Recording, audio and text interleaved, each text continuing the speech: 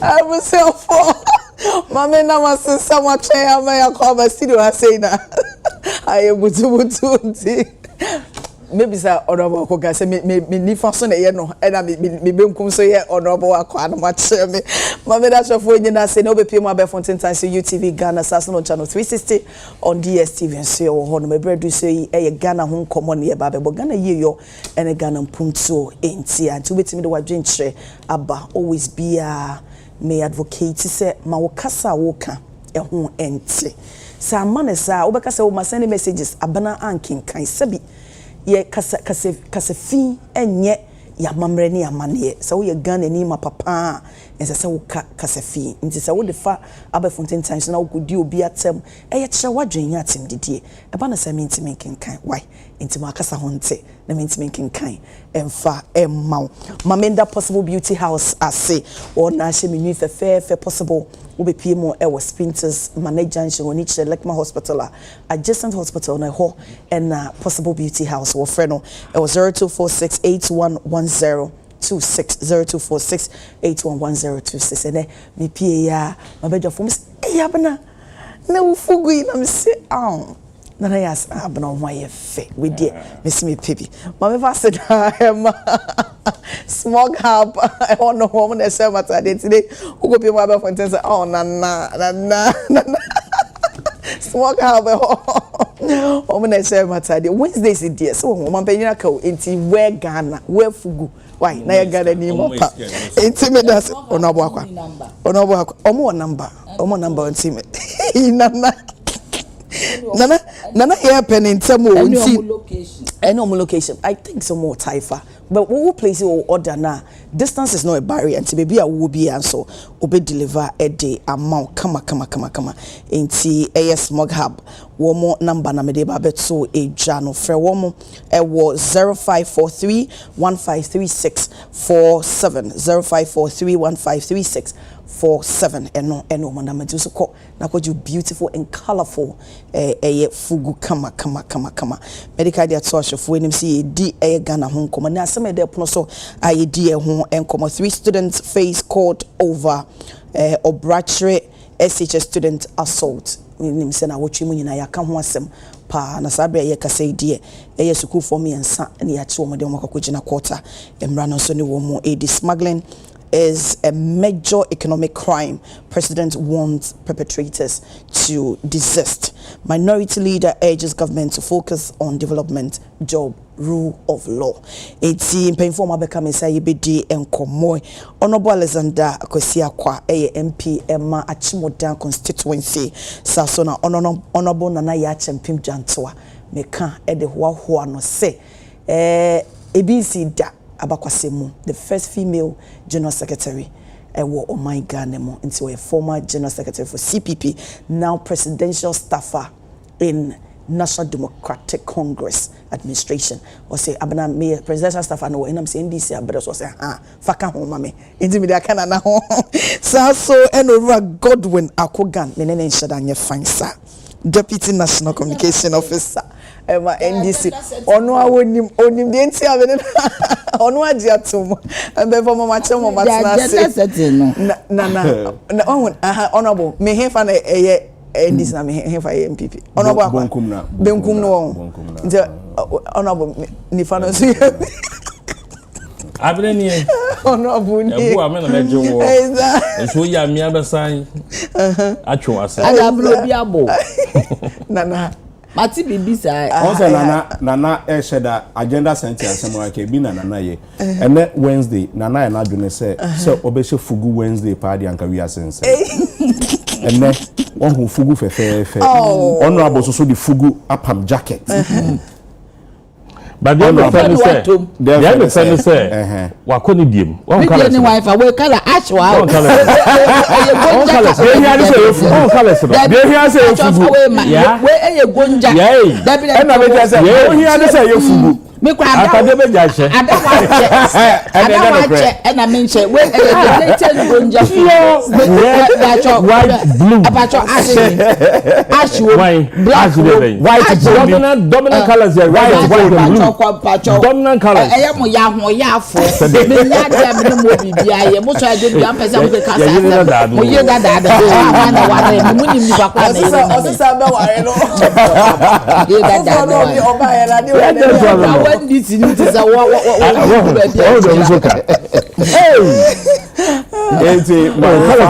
honorable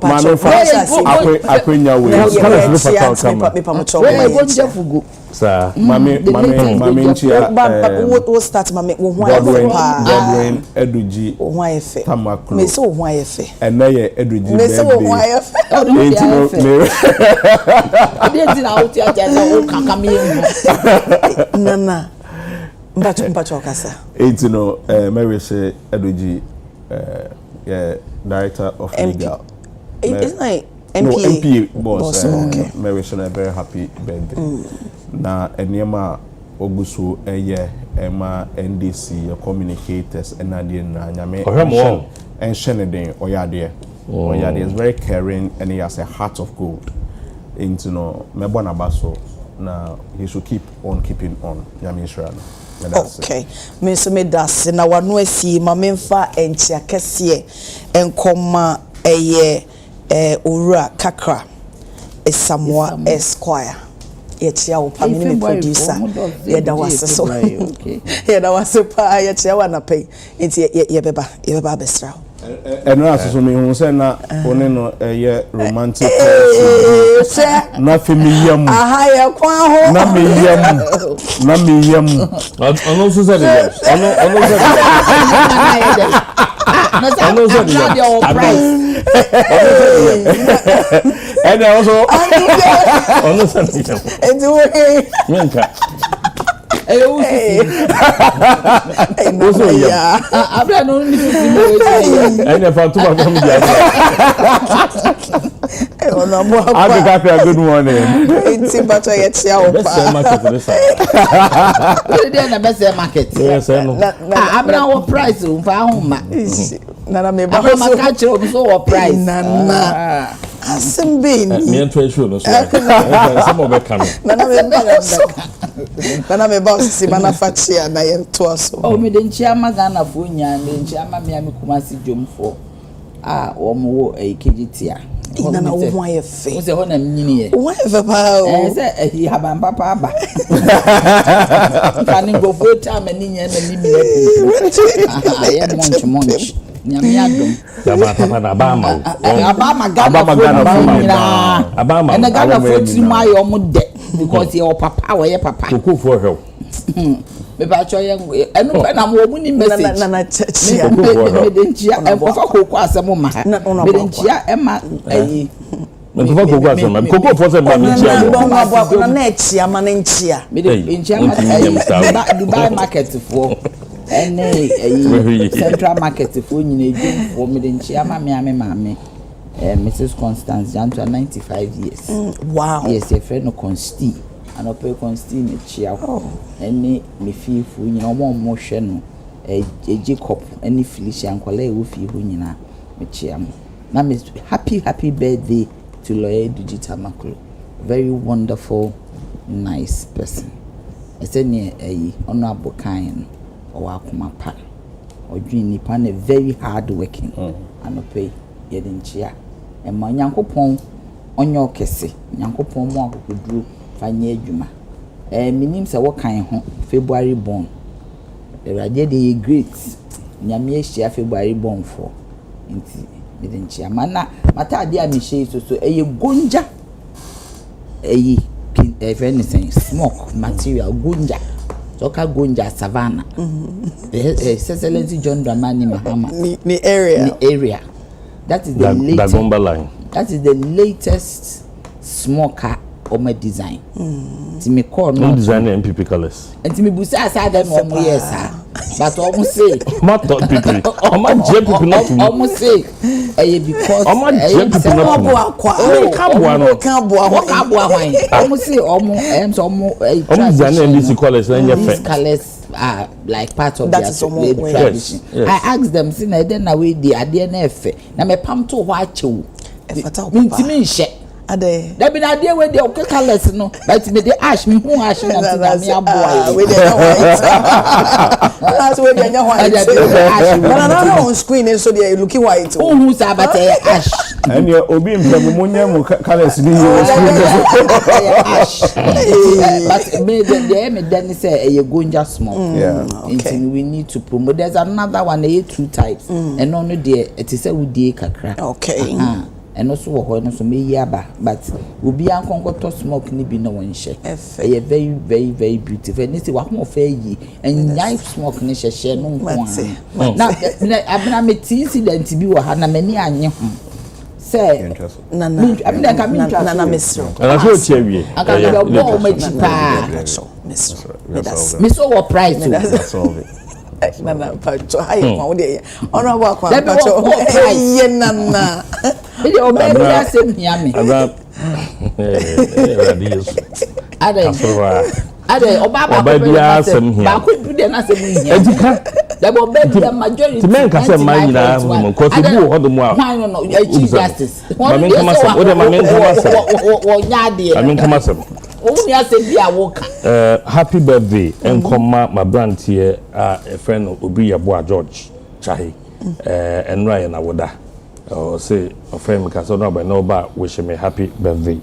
Nti Obi ansa na wo ye Obi Yeboah na unim so be ya una bo basa so edi nchi akese ama kokofo a wo achim da nyina billboard a yesu ntima amamo e kire musu ne mo hawo ene wo mom so mo nwen mo ho musu ku anyo musu afu akotu swine billboard no say emfa mo evidence yes police ko investigation muko boys so aye ko no omubo MC ni din so John de galamsey allegedly oh no omubo ni din mo so no small e dey chese on no small odo waka boys de ko no so no small boys omunya MPP for no mo de ahye baby e no MC boys no yo omukuta mo so omukuta mo ye ehun so omukuta NDC card yeah oh ye ni mom ade no stop that please me pacho me constituency asem me nim de maker enti me chia kokofo no say hey but yes also NDC asem because you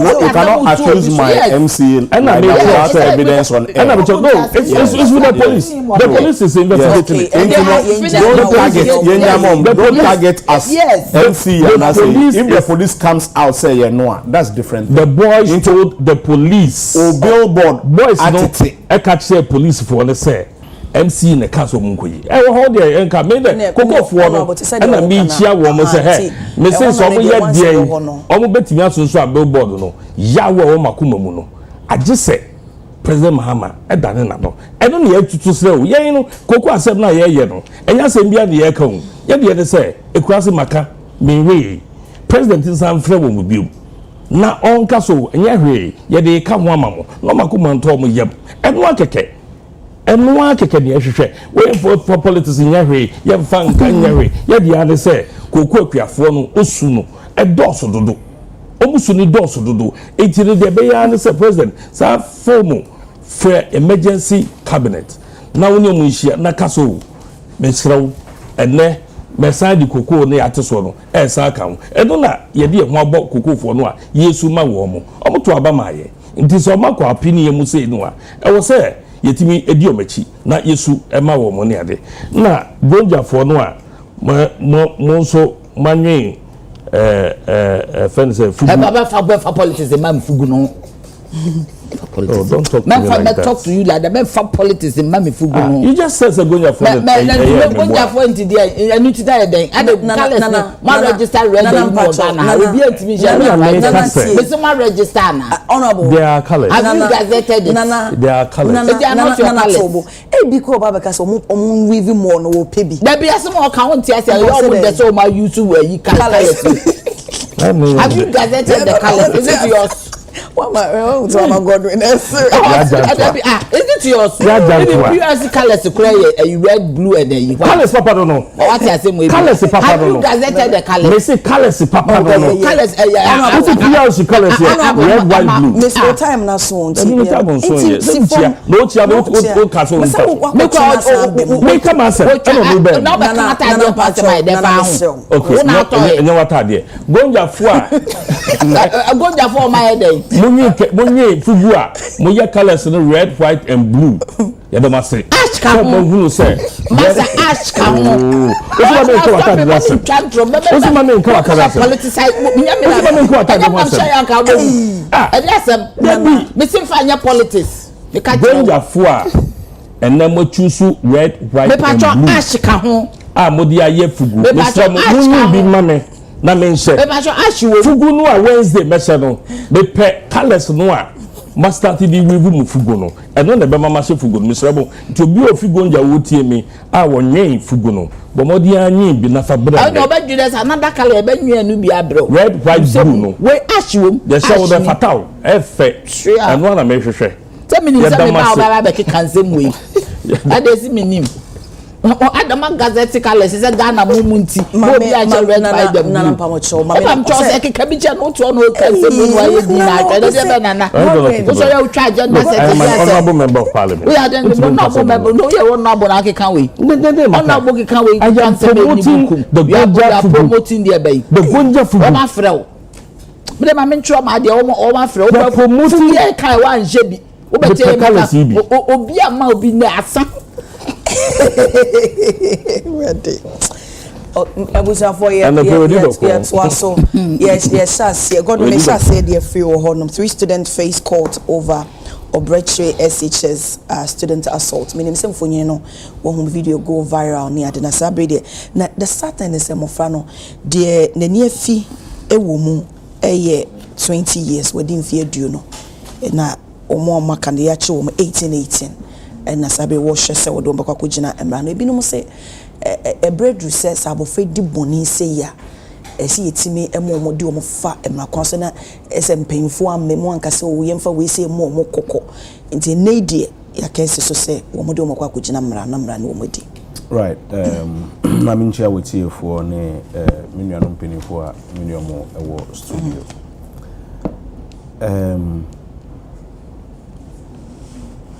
my emotions are on 2 sides.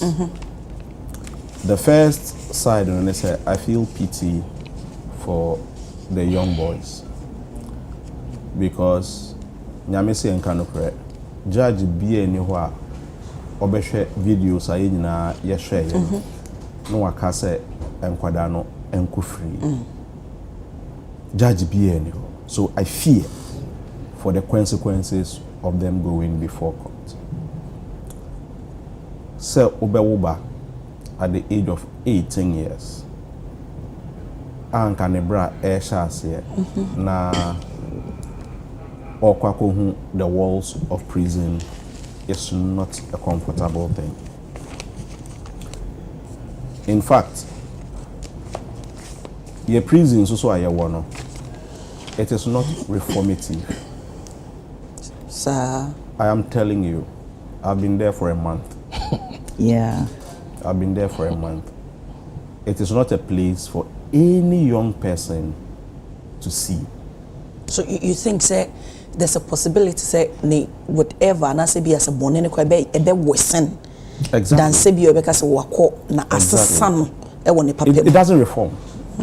There's nothing there that can reform anybody when you enter there.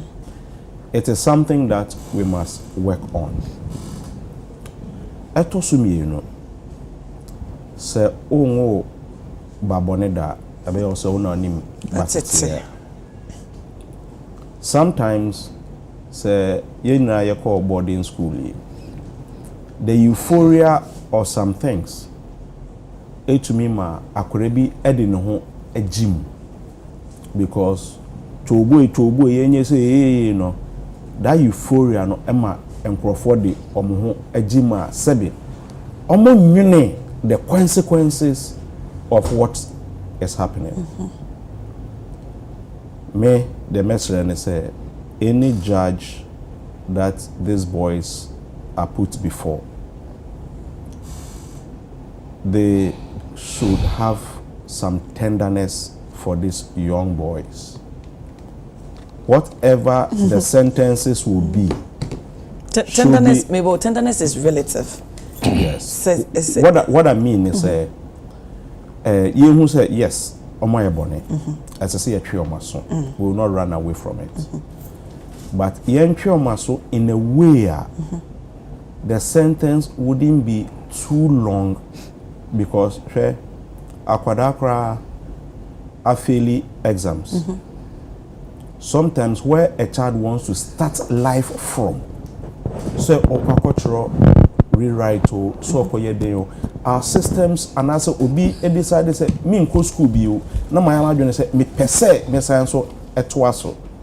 Our system doesn't have rooms for people to start life again.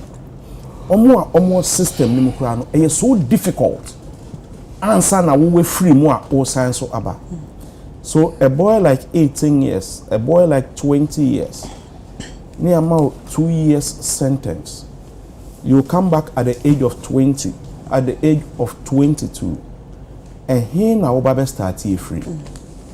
Don't forget the way SS for. Onyepo. So you come back after 2 years, abra untro SS. Afina kwako tro SS. Afina kwako suye juma. What is it? Omo performance in school ankasa sena etie enadie. And looking at it from the other legs also, no, I would say the boy that was attacked also need justice. We must also not live in Omaya compassionate without putting in strong things ebeye isunyade ediama afoforo. He ye nyina yeko school intako enade no yeko bi. At our time, at the worst point, no, na ye insuo ena yeto abroye ho. Ye tumi to ho ye betwa munsuo aye. We do all this. We do apia. Na nipa ho hye no. You understand? That is it. But to the extent to say obebro ononku nipa with abuo. And you are not merciful. In all that, you know, so there were some 2 boys to be so omoba some baby protected Abrantia. Those people so no, we must reward them in a way. Senebeya, people will know say bibi kobonea ye jina nipa anemu save no. So we show compassion. Yes. There's reward. Make I me area first na krono bi ana wo ho. Yete wo net anajo near the kwakwe last stop. Afa wo phone and na there. E ko so my phones be 4. Hey. I'm telling you, my phones be 4. Ba ku bi a me to e kra de no kra man to me bra na e de bra me. Ah. Adebeche e ko mi nu. We the answer will say that. One day me to ojulo nam say akwa we de me bonateka. Will you believe sa hemrachen na ojulo be 3 na me see na ya bron crofo we kwado mu ko 2 obi car battery and ya che yeah almost ya bron crofo isa ne nimoja me duru ho me si mabu ni bi me hu akwa ne nimoja na me san because I couldn't look at blood oozing and adding up because what tema intimation rante ya ye tubuo na bako eba be patakwa na bako abonenim ne. I couldn't see how enkwada 15 16 17 will do that to another student, forgetting say. And you see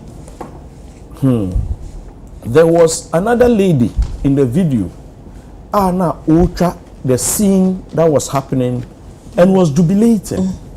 Say another young lady, he was jubilating, and I was like, come on, which nation are we building? And yama enyefe And you see, there's something about our school system. Me were Prempeh College. We had counselors. So grades the counselors will invite you. So subaya with the free fee by counselor will call you. I had one call from Openi Kwejutre. No, Oche maths.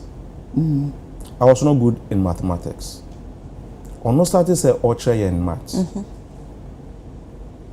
He called me to his house.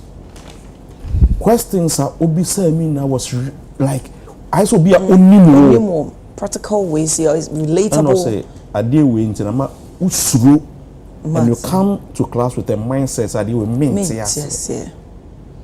How many of our teachers today will do that?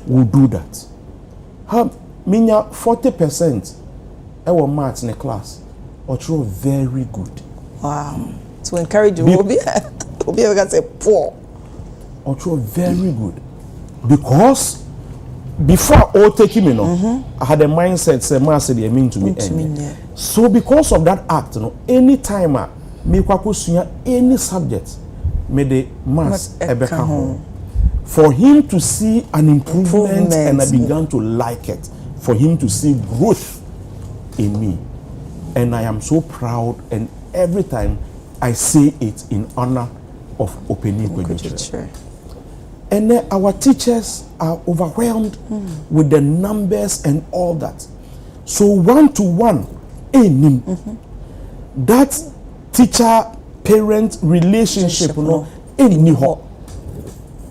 and it is something that we must bring back to our schools. Counseling sections must be brought back to our schools. Sena ebeya oba eko school unim say he will come out as a better person. These boys were very wrong. They may have acted wrongly and but yebe pacho edi amawo no na abrantie so ya pa na bo no so no will seek justice for him.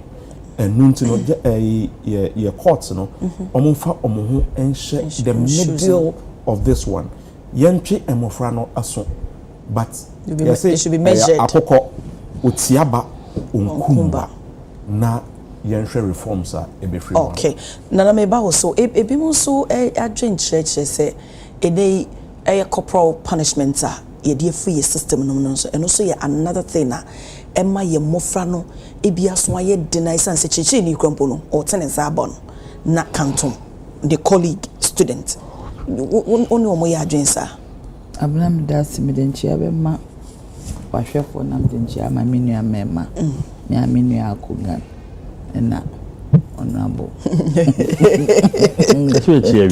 diabolic man time no nana kasampacho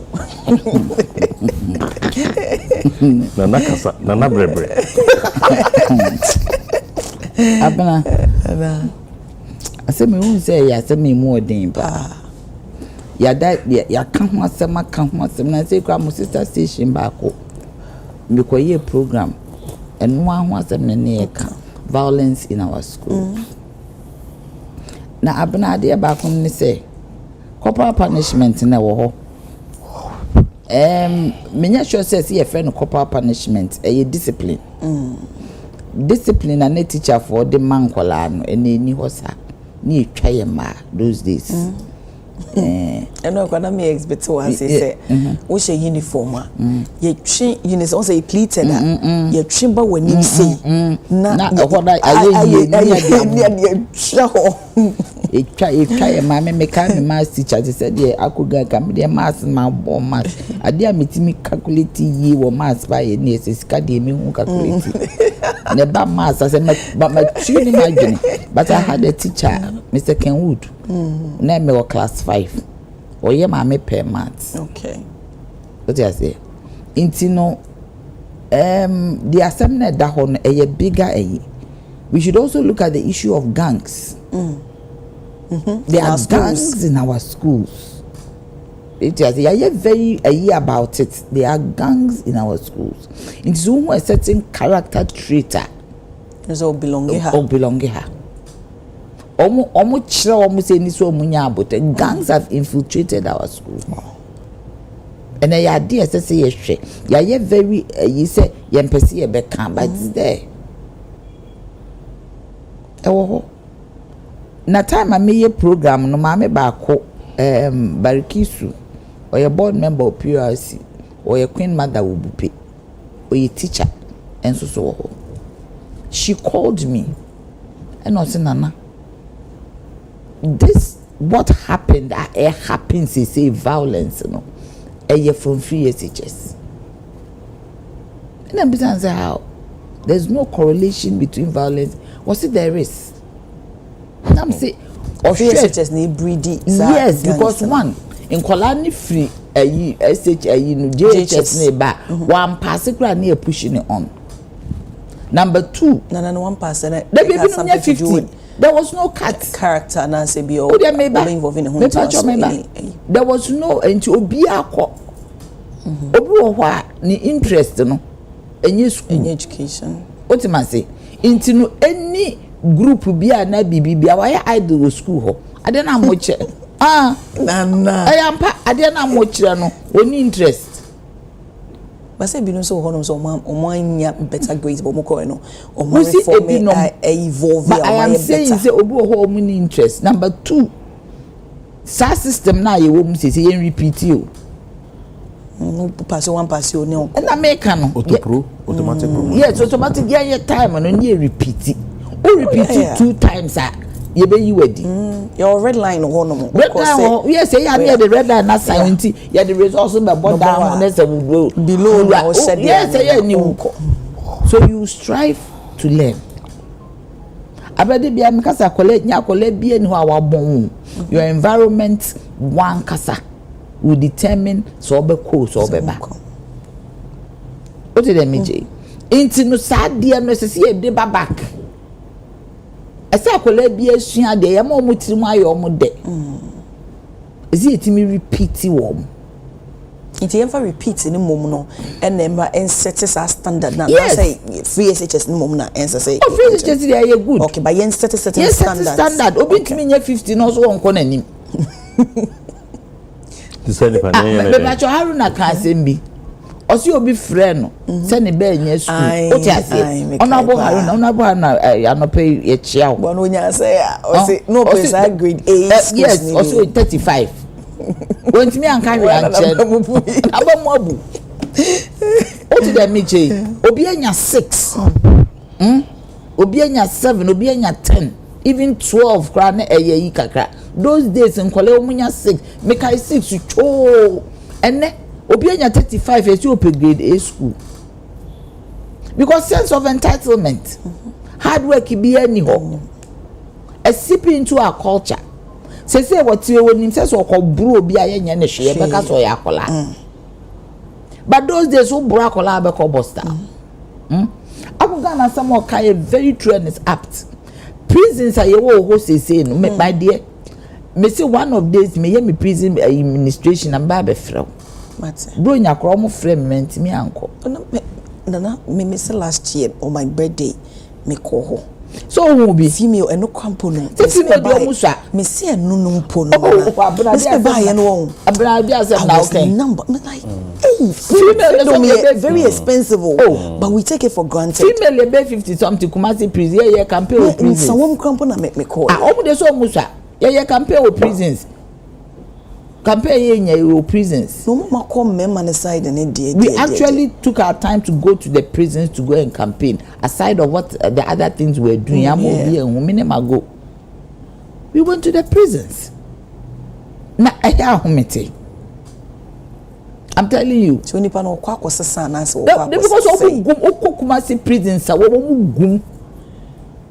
Ayavre ko. Oko pay vote or oh man can say honorable omo munye nipa your friend is saying I don't know what man was born honorable heckle wa membe mu when you heckling na ye den I feel my bia cause say campaign omo ko prison ko pay vote what you say It's so sad. It is so sad. I mean, it took that opportunity for us to know what is going on. Now, and young people. Obi wo kwa uni ma de ya abre ho kra. Maami bi wo ho ne ba. E ho no ba be je aduane anopa. Single parent. Ba kunu kunu na akobo bosia. Ena ni kunu na kokun obi ese wo observe kra mpo e no so kra wo ye guilty. Yeah. No one report here. One report here. So all this is in Krofo Guma. As I see young caller, when my day as ye nya program with school a prison visitation. To add when Nico. Yes, America. Obukwadi den kola no koda ho. But they are protected. The prisoners don't know say omo on any program. Omo ko be 1 week near you omo. Omo kwa share the life there. Prison visitation, especially our boys, should be part of curriculum. Because the boy child is endangered. That is why the President Mahama said, "Ewa Tanzania say girl child necessary ni ya yebia esesi ni ko be man no so." Hwenkwala ye omukoko kum ayi obi okumasi. Hwe mema miensa. Ne uhwe age ni ya 22, 20. What is going on? Leader now, I think, is 42 years. Yes, that's all leader. So this maybe blame my man because you see, Abnasa will share the background of most of these in Kola. Young Kase, they are from single parent homes. A man no call what no major Kola not to us, and me I can't damn a canon of 4 yemi, meka. Abna Kole bien who are yabafun. Me, I'm advising my fellow women who couldn't call what Jebani Brefi. Never better to know. Abra me papa, no or a politician or a lawyer or a pharmacist. Ye 15. Me ma made the hour Mrs. and ye 5. Not 10 no ye. Yes. Outside. It's yen now be a befio. Na no do want to bet yes. Won't yes saying. Mrs. Open bema open luggage. Open bema open the baggage. It does not matter. One in agreement. Me patcho that e dey be na wo ye ya bema no ko hu obi an ho ye ne fe. Hey, na Edrusa. I am telling you the truth. We need to speak about these things because it is hurting our young boys. When you look into their background, most of them are single parent children. Most of them. Asemi ko baye akola na wo mo hete no ni papa apie. Enkola na omukoko di sa abone no omo papa ewen. But mami for kakran count sometimes ye memma no so ebi ye ehufo. Ebi suro mo yere. Anko ba no po fire voice na yentie ni. Say oba no po aye krado. So be ginu po a Bema no esuro so be ka kire ne yere se makwa wonti de na yeba. What you say? In this your generation no you ante say papa no. That boldness of men is missing. But said then no so no e be ka say say wives na say yere no accept say sanity. Oba be ne ba ya sorry system no so so ope o say enka na butum say papa bia na yere no sei we no aduane ko na we dia ba we batimi ko ha na we ba nei no obia protect ne dia me ne wo da binti na ma say abai on na ebi so wo honom so obaka say ne yere nya ne bone say one ne ti asesena pa nanso be a mistake na akoba so osuro say obaka ko ka kire no po eni so usuro because awo any mistake akole bie ni obe wi say we mistake. There's nothing called mistake in the ways of God because nyankopon ni madikronti e wo ba no say me ka be ma no ka sign say obi a wo twa no ho kakra utwa ho ni dey atwa ho ya na de baba God na me boss because these are things because me nyini say wo bebo ni timu po say me kono makwa wo Eddie Now cause God me boy. My wife na down for ne mama down to her. That was because people slow down. I don't know come on. We are them in a movie. One day you know. Come me say. I said what can say a wound na because you see yeah na me come me Christo ni me come say me controversial almost me controversial pastor what the leaders in the Bible, the Old Testament what am I say yeah share one backgrounds, look at their backgrounds. Men can have but look at you see yeah almost bebre enye the main woman on no say na make you get me kanchema for no and almost na be ahemfo there be say esia I am telling you say esia me ma yen enjawo because you see na ye kura ye hu ade abna say esi na oji akola na be ma no nko bio but sometimes obehwe na esi wa oji akola no na be ma na ko oba ne se masan wo bio na afi wo ba be legitimize this nipa no o ti dem metre akola de ne ho akono akola bia ho nika wo ne ho o ti asenti se ba bi o free ba bia wo ya akola we need to look at that social aspect because men will be made men. Men will be made men. My cousin can say men will be made men. Because why men? That is the point.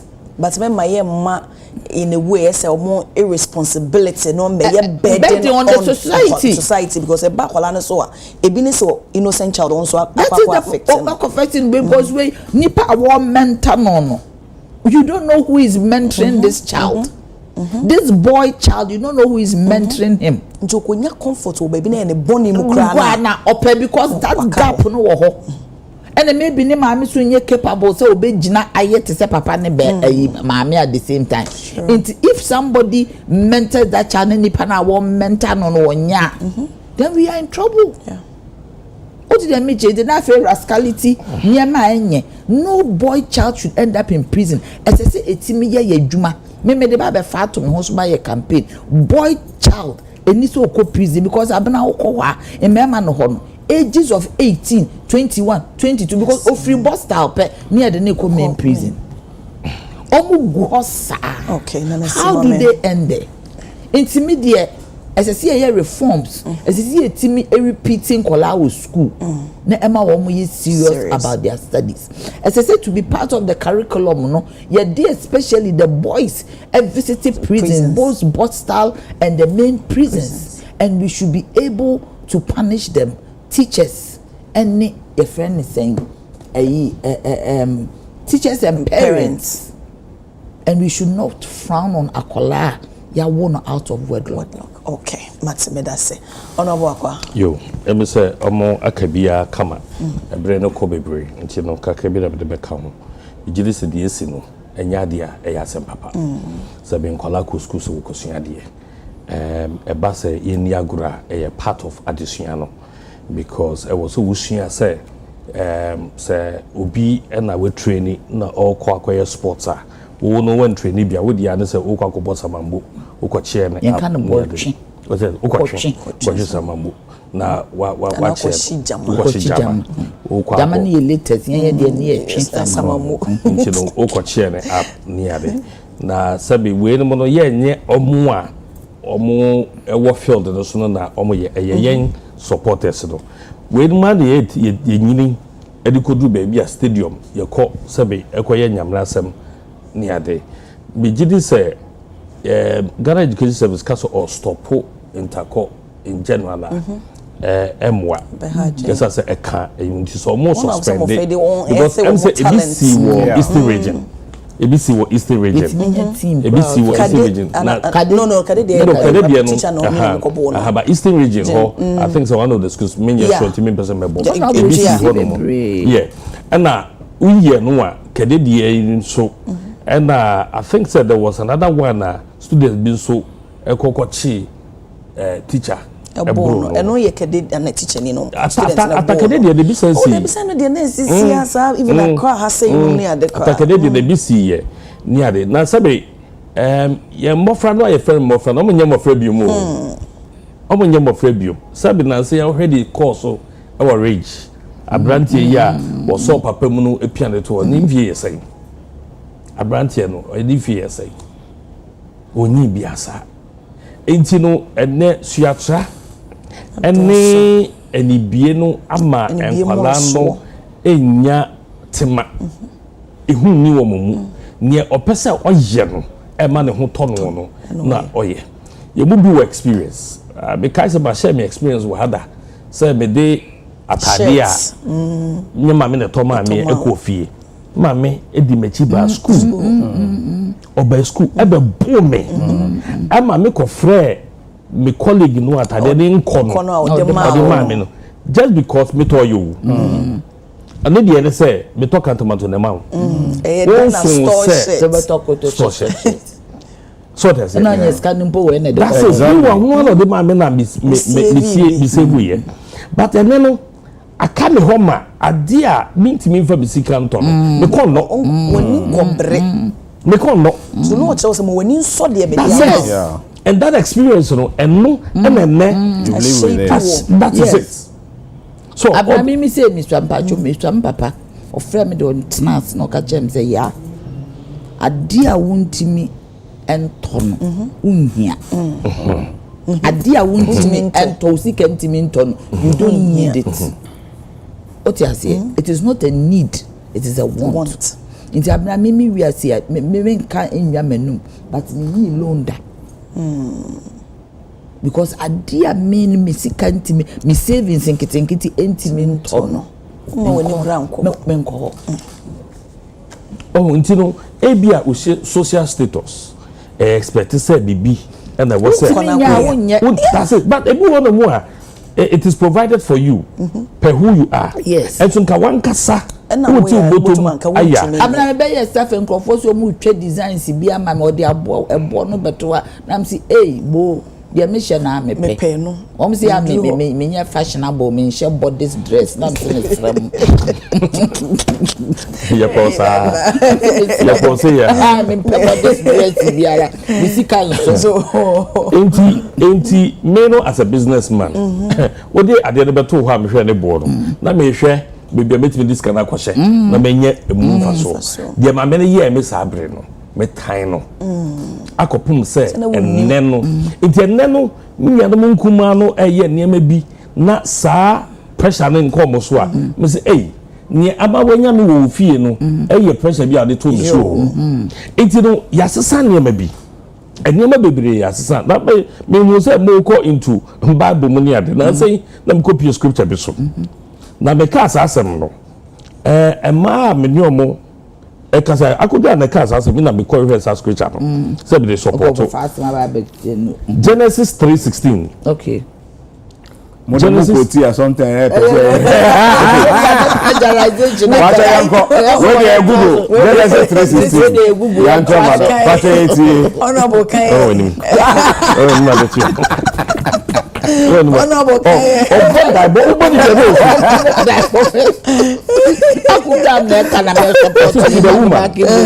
to the woman he said I will make your pains in childbearing very severe with painful labor you will give birth to children your desire will be for your husband and he will rule over you we eka where your commandment to and I make no way no in fact any command a punishment for the sin that is it the second one na make your yes that is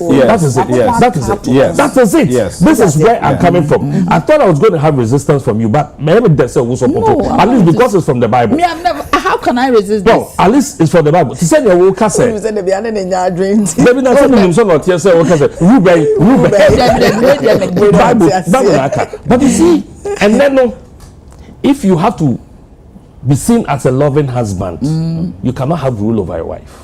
Oh, why? Yes. Because you see, she said, I was say, ojire no energy. That is the rule. No, I say you shall desire your husband. Yes. And he will rule over you. He will have rule over you. Yes. And I'm just and then when you are insisting on something as a form of having rule over your wife, you are seeing as who you are married to do. No, but say No. Tell me. You see, the rule responsibility being the head of the house. Exactly. Listen, me can't support what the end say. As you show your yerenum. Yes. What I say? Yes. So you show your yerenum no, to make them happy. Okay, so you don't want your wife to feel so we are barrier. That is it. That is it. You want her to be happy. Open so ojije so. Into no subtly no. You almost a side way ya enka. Sebi nye na na je Bible die. But this is idea that way na. That is it. Ya turning no. Ya turning no. Ya sisa no. Na that no make you want am say sa punishment here. Nyamede ma mankind in. Ni nyina ya adwuma. Apart from this small aspect, because you see, we sound when you move from Ukraine, where did he? I'm not back. I saw some influence where did he? I'm not bad them. Honorable, say be interpretation, you know, and in a way, you want to say, please your wife. No one who say, would don't know, person be chenchene. Ruling over here, non so in a way, near say, correcting the panel with love. So adie no crumple no meba adie no crumple no so we insist crumple na manenti reason tia ema wo ye ni say won ye ni say ya enimo no ye bekwa akopem entiti ase ase say na ba ye nyina ye nti ase oye nipa obeto wase and the topics all ba so mo ya me after discussion but you see two women e wo Bible so kan wo ye make women e wo sa die wo ma yes ye man da che no na ye ka say dodo na na ya na ahwode ni gina man so it in how we even relate to man and the children say woman so children who tifie gwa wo mantem kolebo ho hu ne papa that is it obviously what they say we discuss it we jadodo no ama oba no discuss be baba sebe wo de wo be gwe mu more it is a wo gwe mu more no at the end of the day no say wo so oba no ehwefie na say bibi ni na say wo gina as be man esuni adibem sa emotional you kind of saying I've forgotten the word as in holding you to ransom because you have to be a darling, because you have to be a sweet husband. So emotional blackmail. Emotional blackmail. I was a gem. Then it comes to be accepted and say and it's here. Become the tutor school. That is it. So, but I was here who said, "Sabe bema biano utini nyamia, nyamima wisdom be na wodi rani efi." Na sabe wonso wetimi ahwe obani ye no obani nyahoden enso wetimi aboa enkwala no na no. I'm sure say we are losing it as a country. Baby oman na ekono as a suatro no adoso. Enne akwala beye 12, 13, 14 no de ne ho. Enema gu ni tim adua wonim niema obeka no. You are surprised. You will be surprised to hear them talk. It you know when you're careful, when you kasampa, you where to hide what information. Because to be able to say, "Adia wokano onim." Whatever no obisawo. It you know come open and non discuss it. Now open up na until near mercy. So that be that your ko baby because me share video no. Me bisa me say, "Share the wire." One now they will pay. Obi ye. Any life mpo sometimes be ni papa. What I say? Omufu say me na me de me ho na me ye. Obi ye nti osem so ye bi. Forgetting say me na me wo no. Say be ukobone a e ka me uko prison de bia me be sra. What I say? Man ko sra wa ma ye papa bone. Me so ma to sra de pa o prison so nye easy. Me ma bobra ma me ko prison da. Na wo no 15 16 year no. Wo go prison ma me no ma ko twa kwa yakọ. Man ko ai be ka se me de papa de fo. E so na kan tete a me de ma wo no. Ya be lo ya be fa ma no kra say ya se mebe. That's it. You know, ye be sre say ye mofra no omuntie ya bi. Omuntie bi. Ye bu bi no na ehu o ye mu. You know, ni e ka kire ye no. Ye tie ye. Abeye ye. And na say be yesu di ehu ye no. Enye bi no momu hu.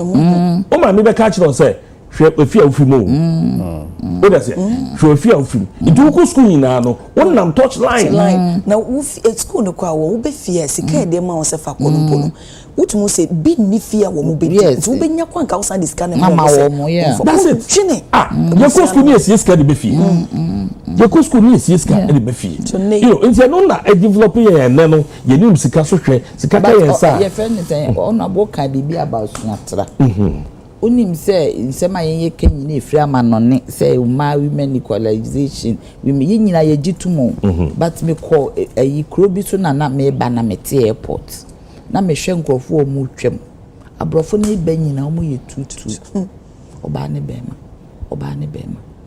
bema omukuta wo mumma oti asi o aware divorce yes e wo ho but they keep their marriages oti masi o ene ye nkola ebi wo krampa o wa no wawo ekunu ni hu nso ye ne fewo enti no eno na ya kusua o baby but o so advance hwe because o so tu kwan ko baby ada lady bia menim no ka so ko jab shop ye ba no ho no kra me niema no papa kokra bi boni bi o eche e ba no beje ne niema no so ogboa no afeni mani ewu because me be man no because ba ko no no kra papa kokra bi boni bi o fi eche says let me help you but say what is so ruling no rulership ne bi no because e bia ne niema no bu egi and be yes but also o fi eche e beje afi ye ko ni dru ba bi a e kofo train na also ko be foforo be jinema ni nyina that is the rulership so na wo he e ma me no ma oba pemfo akola hye na chi enuam na ba ma dina nim no okuta sekan abe no ye so a His Excellency John Dramani Mahama akasa smuggling is a major economic crime.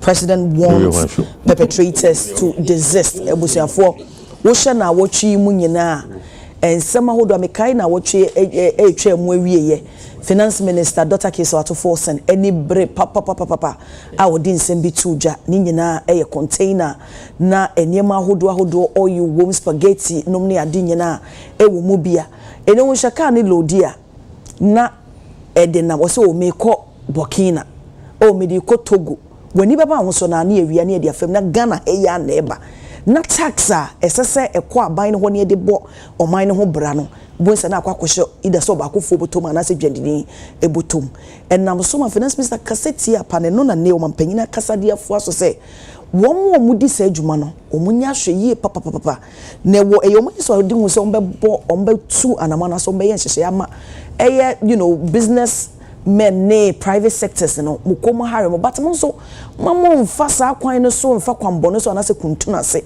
na mo mfa oman ni sika de sese edi oman no na mo mfa wo mo na ne so oman bia bekọ nanim a eyesa to gigegige ya gigege ene nam so ema ye de bo oman no ho bra sisi aye kasempo eyesa palm oil eno so about 25 point something million Ghana cedis tax ene no so komu ye OSPC wo yimu enhyehyemu together with 855 million Ghana cedis of sa eniema nanka no so na esi ade ya ban sa ade no finance minister de atuja say nimu ye these are the measures ye taking in place said ye be betimi a safeguard o my Ghana yen so ye press me sha said ye free na honana ehefo a asede say ye di ni be di sempo no eye no kre se ka ehyen no emba o my Ghana goods no ye de ko Burkina kra efo said so mo do mani be di e make sure say enka ni betwem akọ na enko yes se e ba ha se nso eto a ye ntue ntse no ne ejai ne sa na hefo nso so ena hwe ema saa enema we nyina nso so no escape no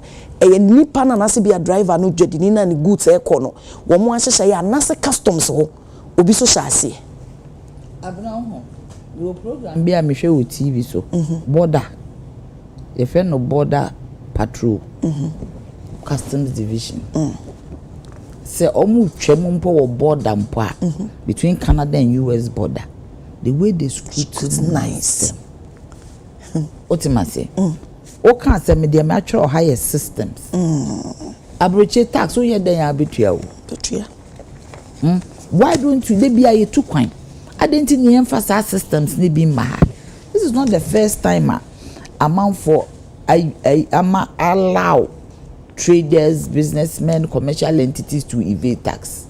You remember His Excellency Atamnos? He went to the customs. It is the same thing. And after how many years? After almost 16 years, it is still there. Sika ye shwegu e was our system. Enyunu. Enye easy. Ye huni o. We mean for politics, it spans across governments. Ye huni o. Dia Kenya ye bi also you find rumors. And omu ti say. But you see, me no ye de mra na ye adwuma. Enya ano NSS ye de ka say ye bom kokko. Mra wo kwa say we evade tax and na say we engage in fraud. Ye do firm America say we evade tax and na say we fraud, we only define as fraud. O punishment to cry worse than a murderer. Because my country ni nyesika omu hia omu de be ye adwuma. We should put in place systems that prevent people from doing this kind of thing. We should put in place systems because you lose so much. Taxes are you lose so much, even though the tax net is not wide. Of which I always say as I see a widen the tax net. Because tax net, it is very limited. And in it, so some for no. And yet, it is not something that, as I say, then. Maybe feel say Attorney General should share in Mra. Now you may publish in Mrano. What am I saying? You may publish in Mra. Me am the many bedi actually. Me free am a friend. You may publish in Mrano. Our newspaper. Yen can no radio so. Yen can no social media. So obi biara obey engaged in this no. It doesn't matter which government you be dealt with, because road no esu tutua NDC namso, MPP namso, CPP for namso, PNC for namso, GCP omu nyina namso. 276 a year constituencies. Nipe womu nyina namso. That is Ghana. Abna me kachira will say the road to wa. He said His Excellency nyame adom. O starting ma a wa for. Ya call public hearings no. Me nua bi ma me car na me use ye. Abna wo the car na nam kwan na so as if say car na moa. E kwan ni nye.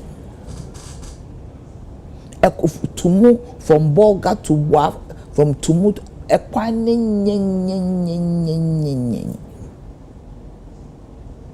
Enso so your taxes ya na de yes a na me nyina o.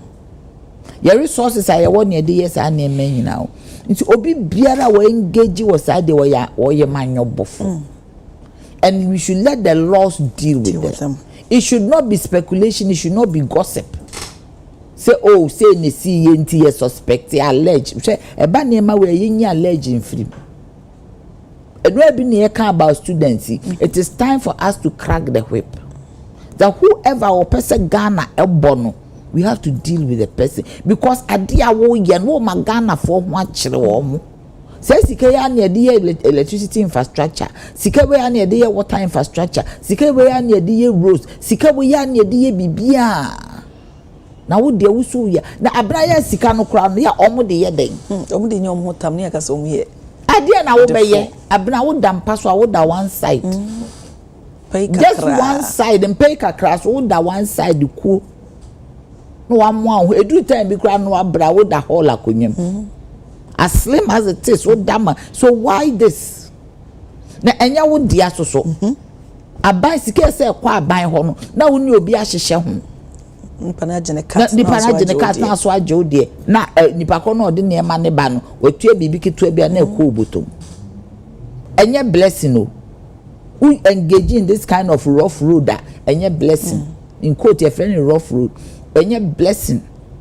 because nyame enchira so why would don't say ye juma we don't say nyame be chira bibia be ye bi obehia so no matter how small it is but so we say it is not the best me dey say mahama aka ne de ye pa say odi attention about to the matter e say ye free ho ne yesusu ye taking it up ne ye hwe mra e de be back asema waka nti ne we yi apaafo a omo ye adwuma oti ase nti no me de mani be di akire me call officer me call Madam Marietta ho legal counsel to president me bisa ne say e de be mra ne wo ho a omo yi mra no emra na ye mfa mra no ento ho ni inform o me say the aye code of conduct amayen no anapa bia wunya broadcast say code of conduct say na ye say na abobra say na abobra yenye bi na ye mfa ma wo ma wo hwe yisika so that at the end of the day no Ghana susu benya ntima pa efra e very important me that say na honorable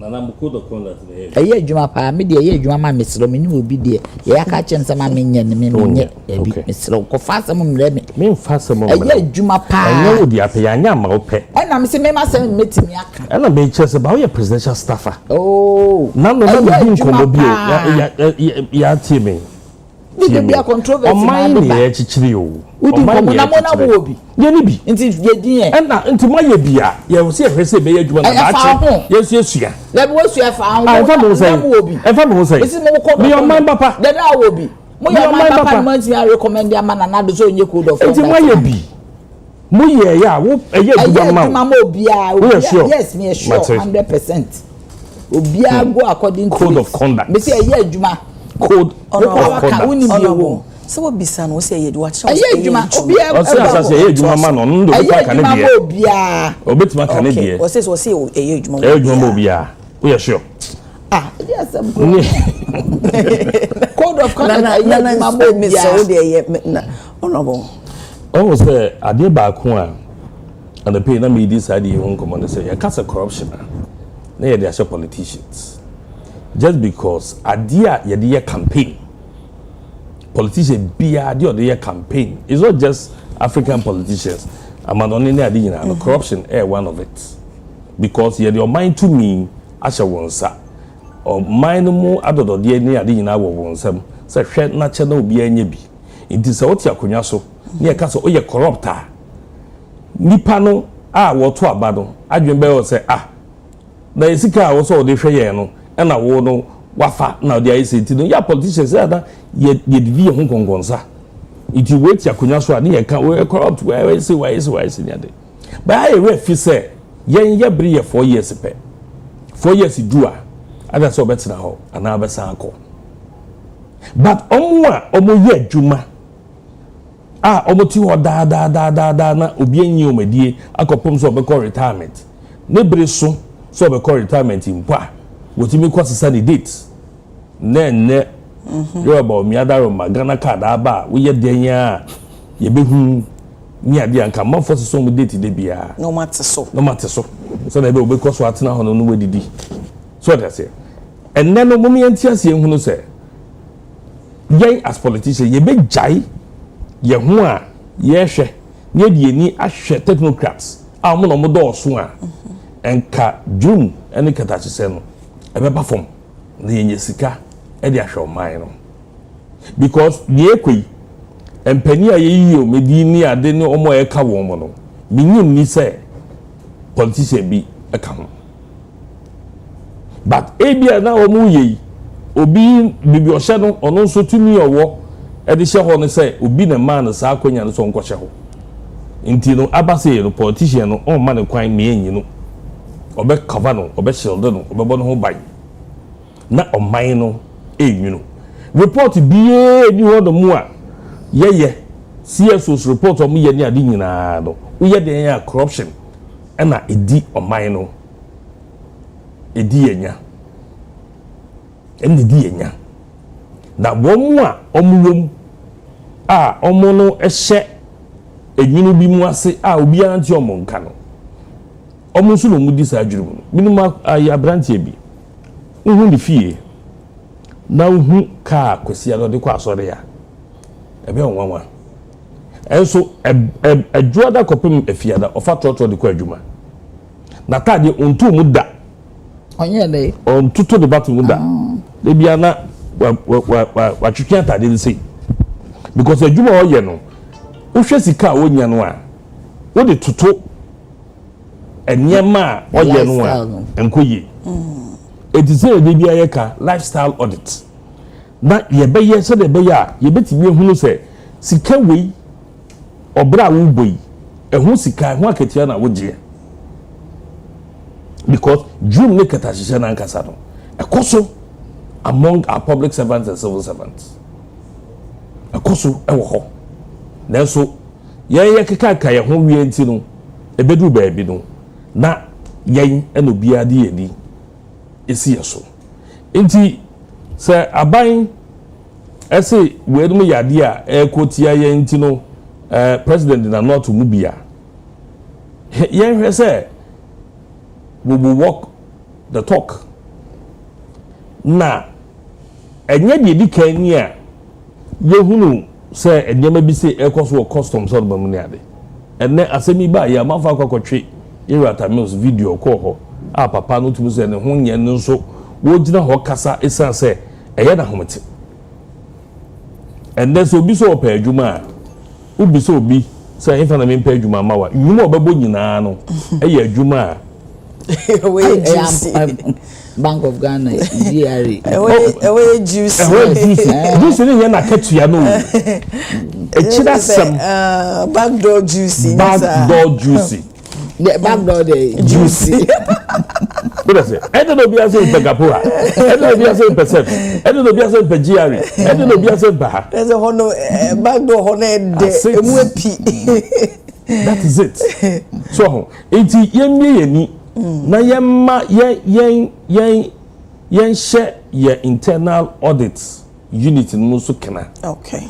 Say na be ya ombetimi di enema bi say echi na aboa yen na katashise ne corruption no fed say corruption katashise no ani proye ye ni some politicians nko a o man no entimi nko bia. Okay, Godwin. In fact, oh, say you Godwin. In fact, young politicians and so no, we must admit, say we are part of it. And then, yeah, reshuffle.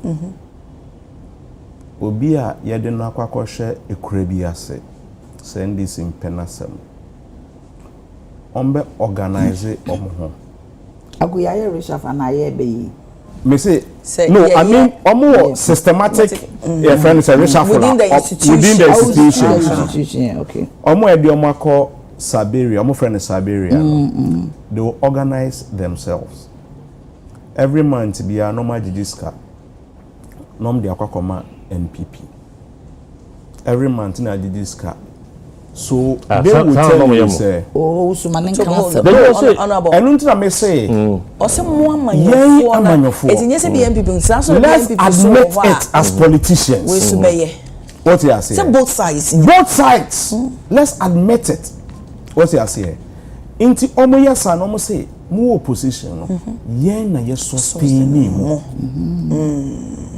inti uba abemu a ono be catch us say fami koto tema fami koto aplawo fami koto ha the moment fami beto fami koto ha ne beba no no say bibi ewo ho ntia o se fani kwehye sometimes we don't do this because we love Ghana no crane say anka fami koto ha no because make me sikromu bia no a Ghana benya revenue anka ye perfect but for me ko she because e pese me nyame ho bibi e wo ho a eye operational a menya bibia e den edie menya bibia kam ya katua ne ho kam marketua ne ho when we are able to admit this you see until tomorrow smuggling will never cease. As long as sin will not end, as long as chrono and kosono, smuggling will never end. And no entina Yeji a police for, yeji customs for, yeji immigration for. A wajumem.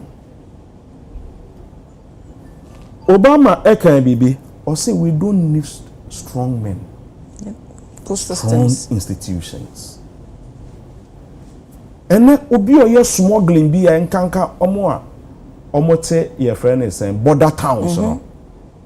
A survival game. Onim say officer akogan eba duty a ekwan dem. To obetwen ya say 2 days 3 days no beba. Onim say officer nana ya ajantoa eba ekwan ni ho. You not try to smuggle anything. Eye den na obi badia smuggling enko obi badia na enko.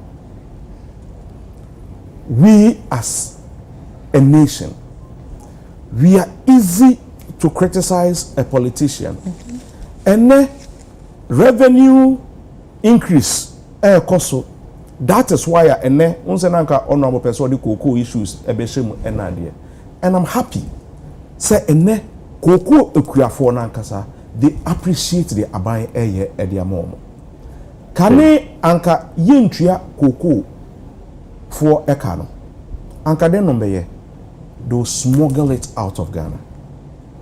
Adentine omuntumi en smuggle enkwa na say omum pese ombe smuggle cocoa no ediako.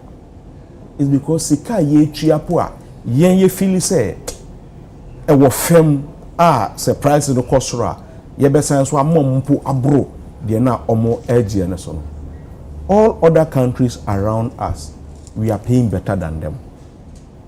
Intino Saudi Ghana cocoa ko Ivory Coast wokoboka because wokoji 2,000 cedis wo ho. I'm telling you that is why they are not smuggling. Because as at the time na so ente ye ne de na omo de, and I think it's over 3,600. Thank you. And it's not profitable. Yeah. That is why omo nyina cocoa egu ho a omo de twen Ghana for. Continue to treat you on it is because of world market price. In fact,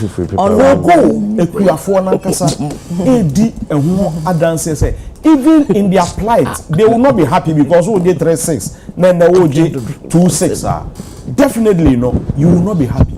But at least, even with Sika Meji Grand, the value is more than MPP for the no. Especially when it comes to I'm telling you the value. And I am doing it with all humility and love for a cocoa farm. Debbie, but you cannot think that. Say even dollar na me sakra no. Say mikra 3,600. Na MPP time dollar a year 1,007 no. Mean to me $2 simple. But dollar a year 11 cedis. Mikra 2,600. I can get 10 something. Yes, I can get more than the $200. And the dollar no Meba.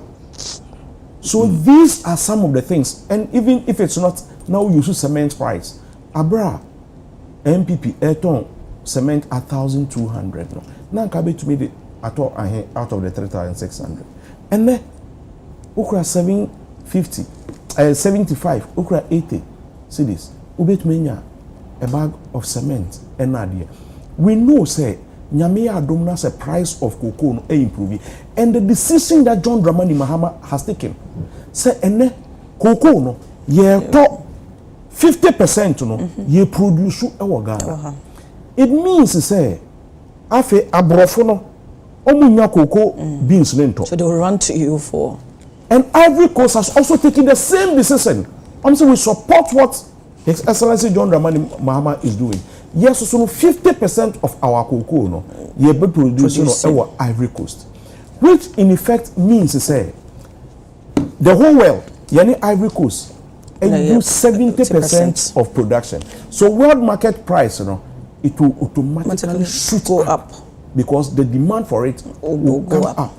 eba so pepepe cocoa farmer. Exactly. So these are some of the things that cocoa kuyafo munya botre ema abanwe na mukotokro enkasoro de biada medemanoesi meda sebusia for ye de yasem de wo etwato no etwaso. Minority leader urges government to focus on development, jobs and rule of law. We say Honorable Alexander Fenyomaken and some of the Atsujano no say Kamea is a slogan no adoso 24-hour economy 133 ibeduma baako yefeni pamiensa no run shift now penyina na sa banye en focus so be create job said osi e can Honorable Mesha said the free one yo me bra de ama me the best ma baako me be yira akugande no kan ase yira akugande won say baby asem na koduro no ho mo kasa eya mo hwe ne yi because yaw ene ebufu obo kokofo mu no se mo pe bibi pa bia ka kire o ma mo nkan kire o na mo ka se ebo a mo dia mo nwi eye sen de na MPPD mo mo a o se bu de nka mo yi mo de no mfi so na de MPPD e ma wo mo no ano mo mfa ma wo mo sada kokofo no o mo ka na mo kai wabetra mo ne beto 50% mo ne ade se ba ban no de mo ka wo position a mo ba ban mo ntimi nye ye nti no obi e no ogidi o teacher license ye betwam automatic posting nursing, automatic posting teachers, and then license no kwa na makwa to bu oni mu. Oba be we say omuntu bu the same thing. Yatum bu oni. Enyema bebre na betimi list wa ha. Mo de year campaign na ba betena ba mu a. And the boba ye no mo hunu the reality. I'm not press conference here. Press conference. Una ko tu mu ana. One or two there. Teachers that be press conference. So one is the same price. No, for what we know no. Yatum. For what you know, you take what you know. No, Pacho. Teachers na. You say what you know. Ya mamen kasa. Because what teachers na kasa say yatum. Also say yatum. No kan ye ma. Entino, the me pacha ne say. Enema bebre campaign. Enema bebre amodi campaign no. Mo ba ban mu no. Obi ase bu twatro. Ene ye po bi a wo twatro pa de beja banwa no a ye be list enema bebre mo kan ye. Ai ne mutimi enye. Na wo ne someone here is too early. Omo go so omo ye. 1 year too early. First 1 month is too early. 6 months is too early. Money ade. I don't know won twem 2 years and as even the 3 years. Yes, agro be so efri adopa. Agro e be so a be hunu no efri adopa. 24 hour yi am seen results of results any actually say dollar no aye dollar no ye na economy na ye a enkenye se ne kokofo obrei se dollar da ye em economy no aye ye a enye se students first omo a o se etu omka electoral commission kokofo de na global Abraham Patro Maminkasa no se o me se me bem na wo address se na se arguments a wo ye nyina no o ma ye dada global effect ntinye se mo na say global effect say ye prenso global effect wo enso ya ntiso edo so ka de wo enti jam na menkasa because all these arguments you are making o ma ye dada they are in the public domain. What you say? It no say no mo be ka say e na mo ntwen e na beto 50% ye be say obi anyimu ni because the market car e ken no mo ba be ye o man ni ye na ye hu say mo ba be ye bibi ye no 24 hours makwa ye eni nti no de mo ye pass legislation ya pass law number call na president assign number de abekse eni o ya pass law do ye de abeba ye 311 no abodi interpreti 24 hours no women's bank na ye ka ye and last year oh ya mamo 50 million afi ya mamo 401 million and ye kwa edimi ye hu no hwe enti no de yitu nchen ye milida aka no ada ya semehia pa asemehia ne se ye hwe aban yi a ne nsem ka any the friend is saying politics of governance of optics ye mumai no na enye saniye o bibia ye fine nanso ye nimi ya wa yete ene social media daroma obi etimi ka bi social media first no na also do camera ekọ adwadifo ho first no na also do camera ekọ baabi anso obi etimi aka nasam ene wo ho no mo a obi e ha no na so camera si so na waka na se no de atum yen so so a ye hu se ene mo afide mo hu no kra na mo ka no na yen so ye ma obi hu no kra no because me be ka ye be ka no se me de politics galamsey ye de 1 week betu susa ene ye see EP so o nya $35 million no mo de ate bremu keke bremu nsuo no a ye nom no EP se o nya $35 million na wetinya ate bremu na ye ntena ho na nkofo nya galamsey ento from and say nsuo no mo pesika no mo botom na ye mfa taxpayers money $35 million and fan kokoko klene ya meka na eya ye bufuo because and ye ni tua abanya krachefo legitimacy ya fene say galamsey okọ axin aba out ye who receipt a omutwade ama galamsey machines okọ amansie joy fo akwa ye investigation aba ni nyina aban kasa ye but the mama hotoso me constituency do the so nim da ho no obi aban kan enkarry but the mama hotoso no say CSOs any empanifo no ne ade o mo ka bie no o ma fiase kasa na no me who say Catholic bishops no o ma tro release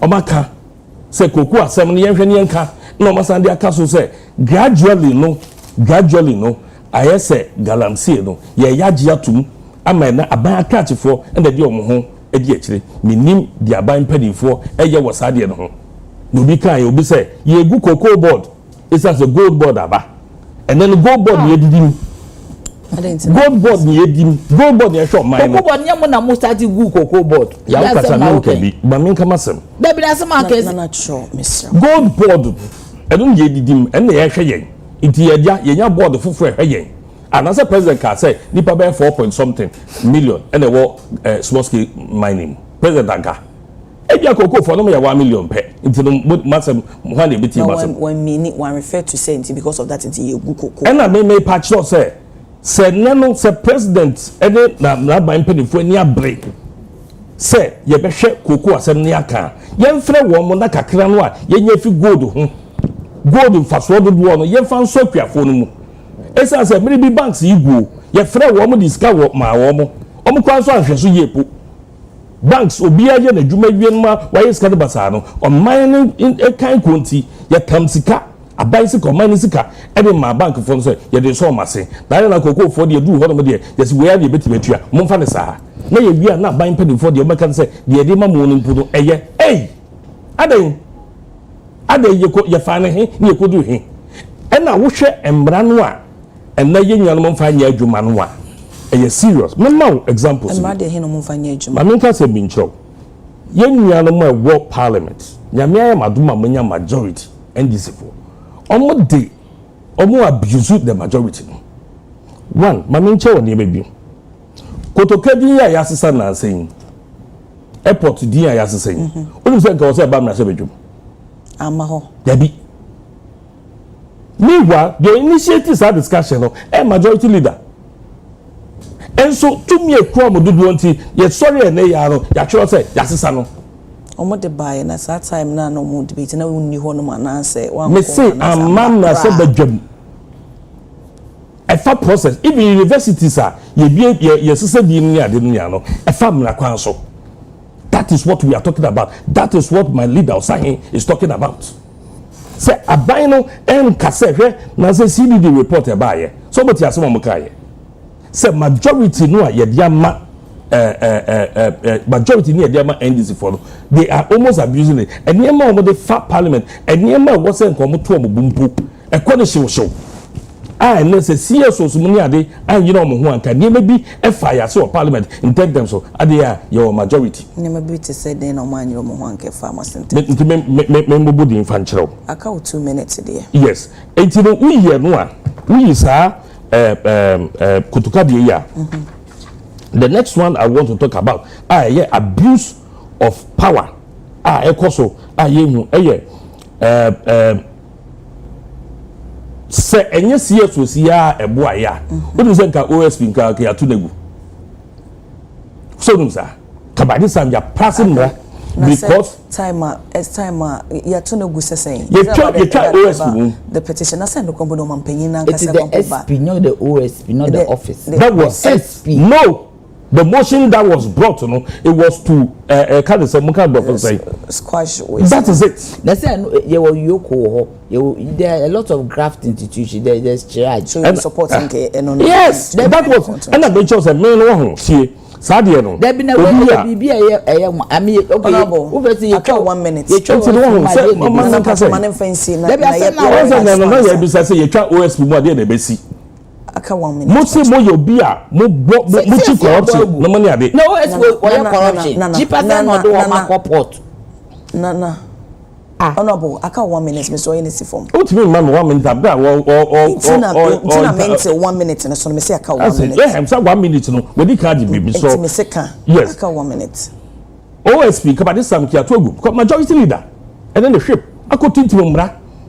CSO Sifia se kasa na president so jai na ntufu se sa nipa mienu ebetimi akwa yesa de na presidency nim omo ade omo pese OSP ai wo hono ma ya de mraba gada nyina ya je abodin se ya ade se ya ti an officer and your political office na ebetimi aboa ye no ebetimi aboa esa se ya chibu nipa ba ko mati pegunti and then ye twem ai akoti mum na de ba gidigidi o afeshi so share kasa ya president say munya we na we dey be higher the CSO inti o can before CSO wanka the CSO no and the the charge who be say memra bia CDD4 no na mase who be say memra bia CDD4 aka wasem the Ghana Scholarship Authority Bill Edwatch CDD any other CSOs and amana suspended and there's another one onobakwa what time aso Abraham nyame sada me nka de wo bi sama sam hwe omo kasa meshow o jabo mo kasa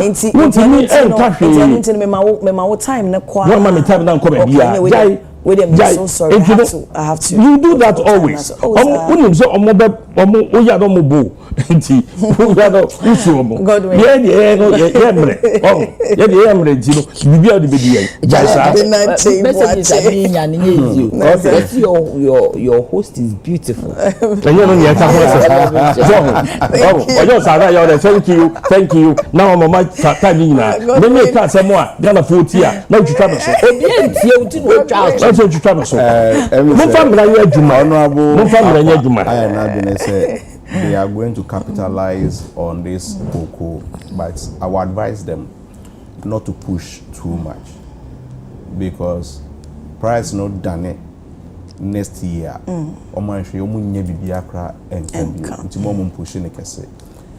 We never said cocoa equia for omusikano yentu. We've never said that. In fact, your opposition and until now economics are you're afraid to be ceteris paribus. All things being man can't say what campaign time. Man can't look at ceteris paribus. Look at ceteris paribus. Our campaign. What is ceteris? What is ceteris paribus? On your campaign. What is ceteris paribus? And yes, I pray. Yes, I pray. Ceteris paribus. And I'm Adia idea when you then once all the so mama okay we miss to Mr. Wa into things being equal no sika na MPP time yedema ekuafo no sanka yen ne wo power ebebo mo 70% and that one would have been 6,000 cedis per bag.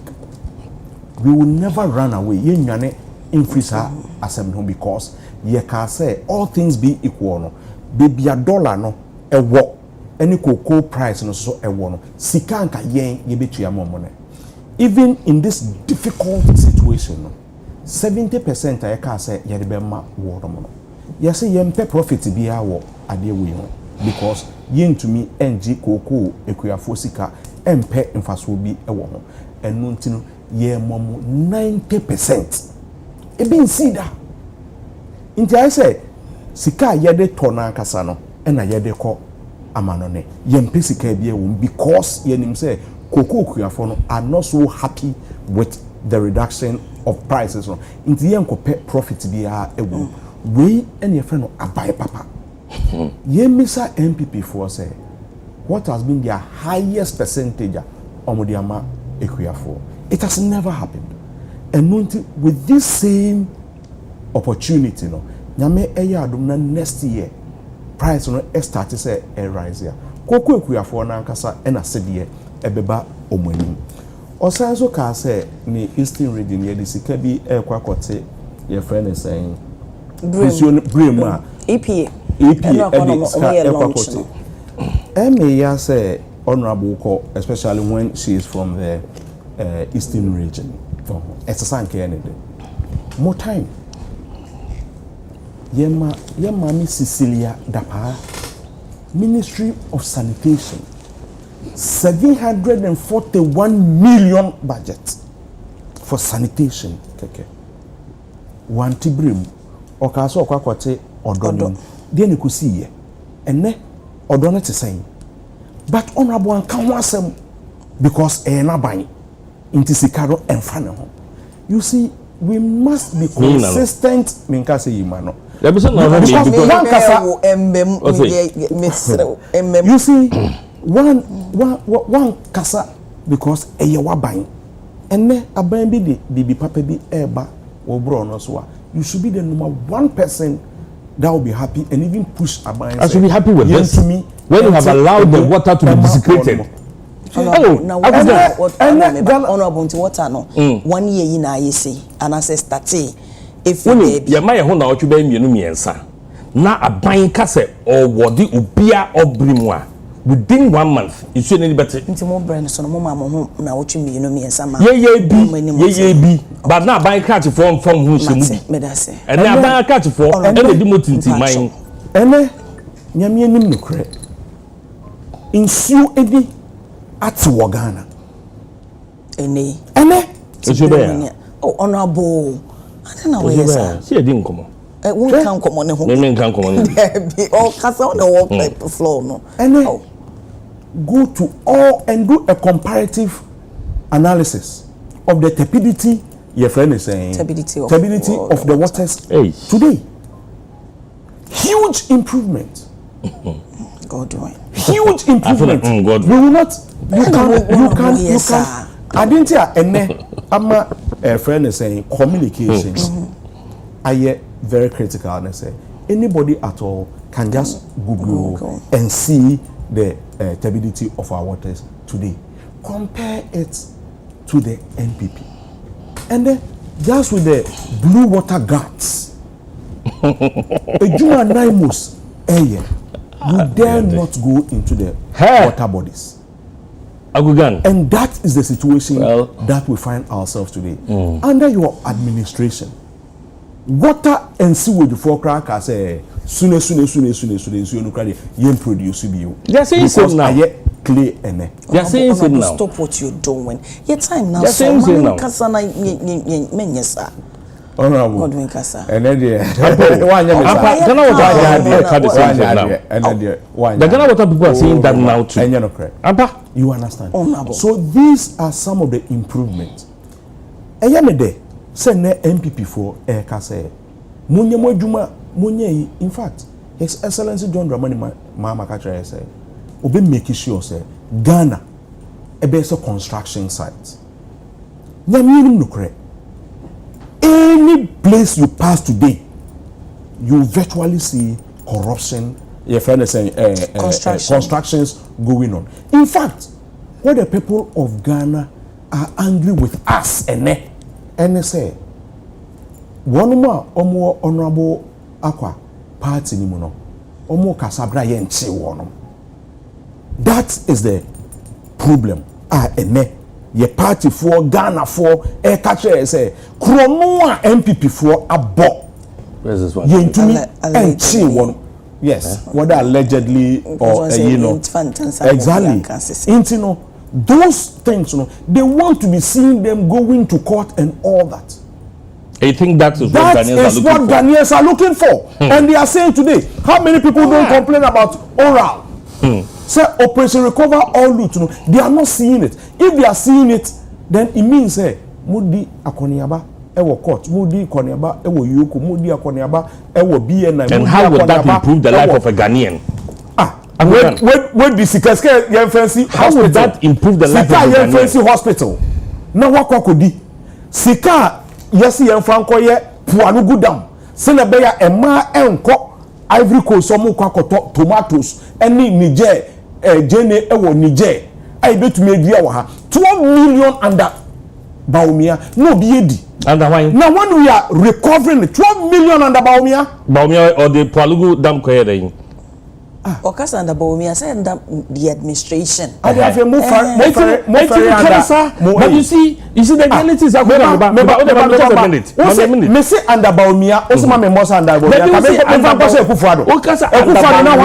I want to understand. Vice president. You understand? Yebisa Baumia say project ben ena onwan kasa be si nebo akase under MPP omwa ye ewo northern part of Ghana. They no kan ye. O say Pualugu eye ade a obetumi de nsa esi nebo akase the highest or the greatest investment omo aye. Onwan kasa numton we've invested $12 million ewo Pualugu. Ye ko Pualugu no na one trip of chippings in the Google. True or false? True or false? How can you say this? You can even Google it.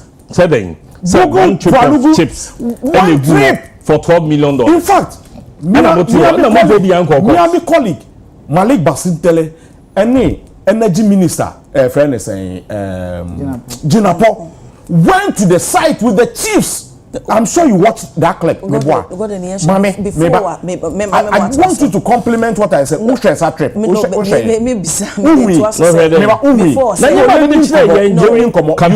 that video. Before honorable. You saw that video. No, Tio. It was well.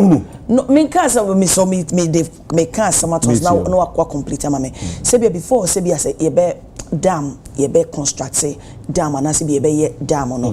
There are processor maybe a big go through. Were they able to do that? And I said nothing of that sort. Any course one sana. Yes, one trip on no penny big go. I will answer that, but sa documentary no patonhui. Oh, you know my name. Oh, God, we can. I mean, the media. It will. Thank you very much. Honorable.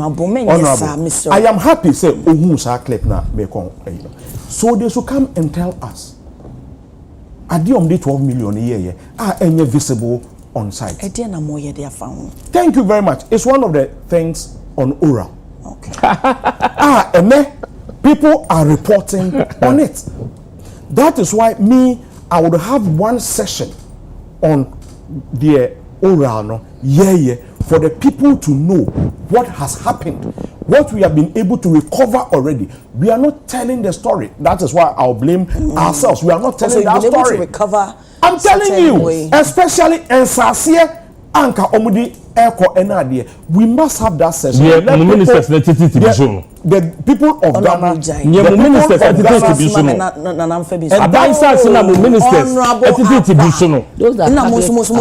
that's it.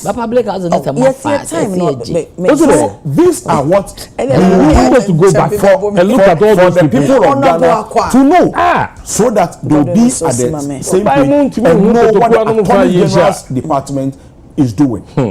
Money opposition, more about them. You are more 2 years. You more than a the mechanism as a MPP for Mujem. Because men, maybe I make us a person who say farmers groups now or more. They are farmers associations. Mentia some more. It's not the individual speaking. No, there's a president for the Cocoa Farmers Association. There is a president for the friend is saying even at the TUCMC from Gau. What I say? There are people that only lead cocoa farmers. Oh, they be a much cocoa farmers. You want to hear it from them. Okay. Besides, when you come to the presidency, it will be on bow. The last time Queen Mother's bow. What I say? My many omu deliberations come. What am I say? And if the cocoa farmers want to come and have a discussion with the president, nobody will stop them. Okay. Nti adenti ne yente wo mo ne. They be a moment na ye higher than cocoa farmers. They voted for us. No, but the Ghana, one more party for nyina na cocoa farmers. The cocoa for to Obama. What you say? Na me did. Asama more cano to say the moon na there no crab boy affect me. I want to hear some cocoa farmer association. Mr. Womo. What they really think about the situation. They should come and tell us. Okay. Nana. Na there be untimi nya Mr. Womo we make one last thing. Say MPP for can be about friend is a rule of law and job creation. Yeah, na ya reho. Be foundation normally. The most a year mutimi ye planting for food edabakwe nakobo se wanwan. Nako be din bi enu kwa ntimi mo. Apart from any dear jobs upon no create and a loot and share. Asa. O ma nye bibia e yo so emfaso because who create jobs are. And can we create here to clear best 50%? No, be so about clear, sir. I didn't 8 years. Obi about 1 year, pedi bia muchuna boss society as 1 year, cry Juma, 1 year, cry Momo 8 years, cry more into me and ye be. Hey. And they be so now honorable if you can say more 80% of my budget manifesto my Ghana you see Ghana before we came now Ghana ambulance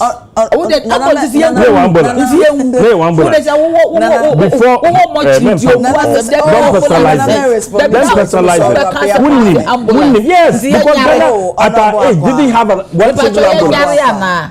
Ni ambulance ba kuto. Ye nyare.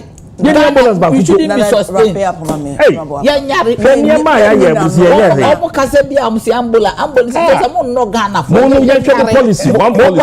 Ambulance and see parliament every day. You never use one policy. One policy. Amode beka ye homa yetimi di tumede abawie ye di si ahasei. Ena sama de pono so aye di ho enkomo a student face court over Obrachre SHS student assault.